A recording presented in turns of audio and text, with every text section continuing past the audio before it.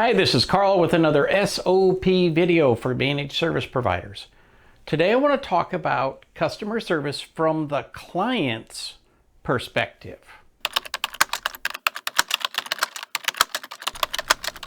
One of the long-standing traits about IT service has always been that we put a huge premium on competence, which is good. Nobody thinks you should be incompetent. No. Competence is good.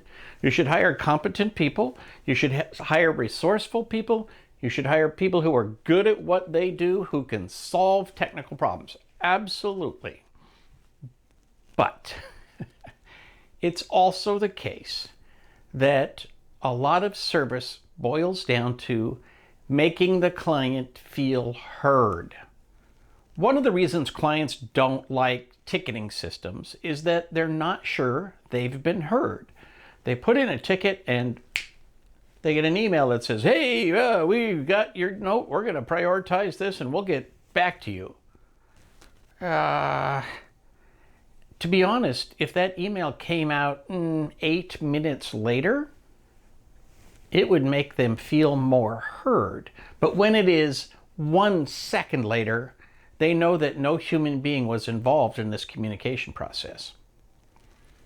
And so they don't know if they've been heard. They don't know if you have actually received the message that they're trying to send, in particular, if it's important. Now, granted, long term, you can train your clients because you can give them a good service experience. You can call them, let's say within 15 minutes and say, hey, just want to let you know, I did see your ticket. We're going to prioritize it. We'll get there and, talk to them. Then they will for sure believe that they have been heard. And then, of course, if you solve the problem in a reasonable amount of time, now they have faith in your ticketing system.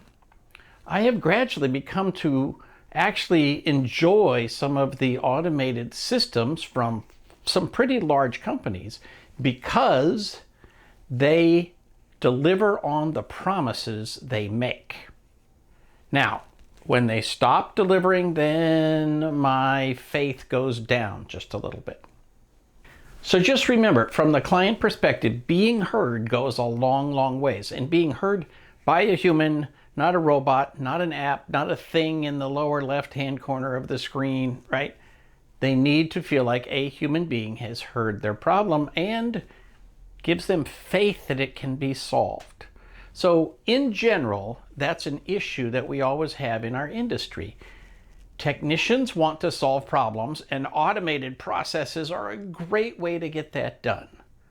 But if the client doesn't believe that they've been heard, if they don't believe that you're solving their problem appropriately, their stress has not gone down until after the problem is solved.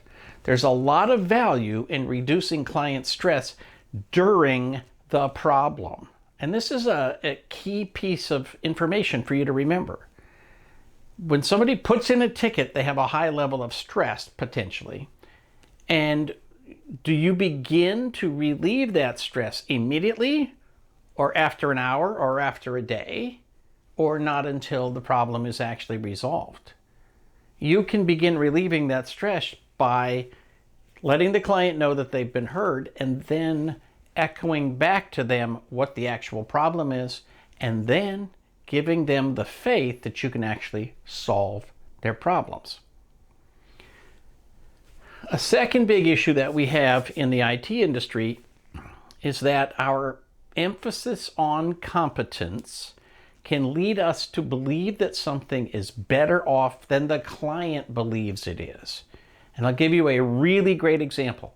I find this to be a truth in all of the hosted services that I deal with, and that is every name that you can think of in this industry, from the biggest to the smallest.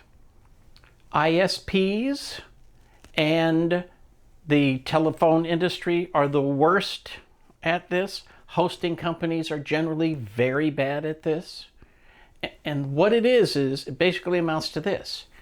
Every single person I talk to appears to be competent, capable, knowledgeable, skillful, and probably able to solve my problem. But very often the problem is not solved.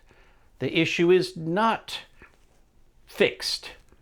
Things roll on for day after day, and every single person I talk to is competent and seems to know what they're doing, is capable. But where things fall apart, and this is particularly true of very large companies, is when issues get handed off to the next person and the next person and the next person. And so what happens is I put in a ticket and Bob replies, hey, I see that there's this and this and this, and I'm going to take care of you. And then maybe they ask a question, or maybe some time passes and I put in a note and say, hey, Bob, so what's going on? Lisa replies, hey, this is Lisa. Bob went home. I just want you to know I'm totally working on this and I'm going to fix it. And it turns out that this IP was wrong and this and that and the other thing. And we're going to assign a new blah, blah, blah, blah, blah. You know, so I'm going to be your point of contact from now on. Great. So I go home the next day, problem still not solved. I send in a note, hey, Lisa, hey, Bob, what's going on? Hi, this is Charlie, and I'm looking at this and we're digging into it and da-da-da-da-da, and here's some reports that'll make you feel better, and right? And every single person is good. Every person is competent. Every person gives me information that lets me know that they actually are looking at my account and not somebody else. But the problem isn't being fixed. And so you have to think about the client's view of this. From the, let's say, hosting company's perspective, every person did the right thing. Every person communicated appropriately. Every person demonstrated that they were competent. Every person actually probably moved the issue towards completion. And when it was all done, it actually fixed the problem. From my perspective, every single time I try to communicate, I get a response from somebody else. And I want to have a strong belief that somebody somewhere, some human being, has got their arms around my problem and is actually working to fix it from a holistic perspective. When I get a different technician, and sometimes things go on for a week, right? I get a different technician every time I communicate, sometimes 3 or 4 different technicians in a day. I don't have a sense that anybody is looking at the big picture. Each person is looking at one little thing. From my perspective, it looks like they're looking at them in isolation, whether they are or not. If you haven't read The Compassionate Geek by Crawley, now is a good day to order that and start reading it. And have all of your technicians read it. The reason that this book is so good is it points to one big thing we all know is an issue in our industry, but very few people like to address, and that is empathy. Empathy, very simply, just means looking at something from somebody else's perspective. Of course you have your perspective. Of course your company has its perspective. Of course each technician has their perspective. But somebody has to look at this from the client's perspective and say, we are competent, we are doing everything we need to do, but does it look like that to the client? What does the client see? It is critically important that when you think about service delivery as a single pane of glass, that you remember who's on the other side of that pane of glass.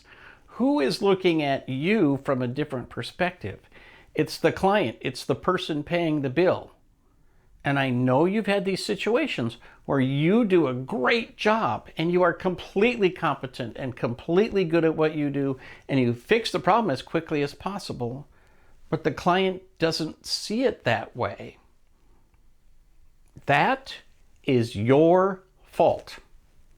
You have to take the client's perspective. Now, let me just say, this is probably the service manager's job. If you don't have a service manager, either because you're so big and so successful that you don't think you need one, or you're so small that you're only one person and it's just another hat you put on.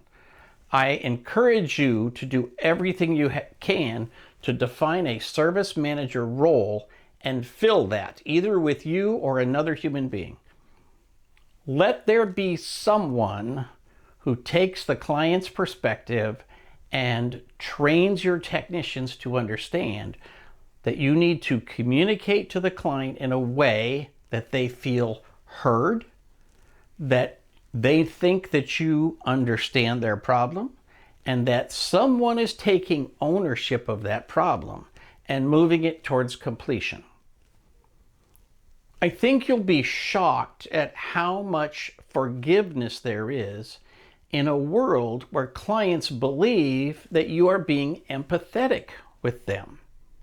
If the client believes that you truly understand their perspective, whether it is downtime, losing money, just frustration, continuing problems, ongoing frustration, whatever it might be, when you convey to them that you truly understand their perspective, then they feel heard. And again, it's at the end of the day, we are human beings dealing with human beings.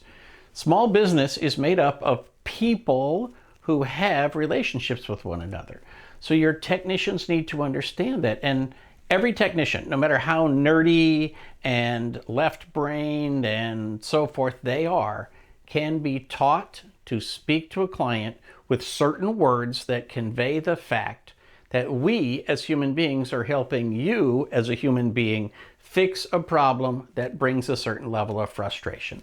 We want you to be less frustrated. We want your technology to be fixed as quickly and efficiently as possible. We want you to have the right solutions. When your client believes that you are treating them this way, they will love you more. They will understand that they are dealing with a company that understands the human side of business.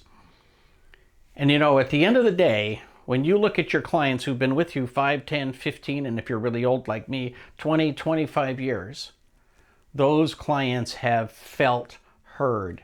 They have felt that you understood them, understood their business, and understood the importance of technology in their business. When they feel heard that way, they know that you are looking after them and looking after their technology. And that is the road to success. So put systems in place to occasionally train your technicians. And this is one of those great examples of drip marketing. You know, don't just have a seminar once a year and say, we need empathy, we need customer service, we need you to take the client's perspective. That's all great. It's much better to every week, every few days, have the service manager point out to clients, hey, make sure that you follow up on that. Hey, just pick up the phone and say, did you guys still have any problems with that printer, or is it totally good?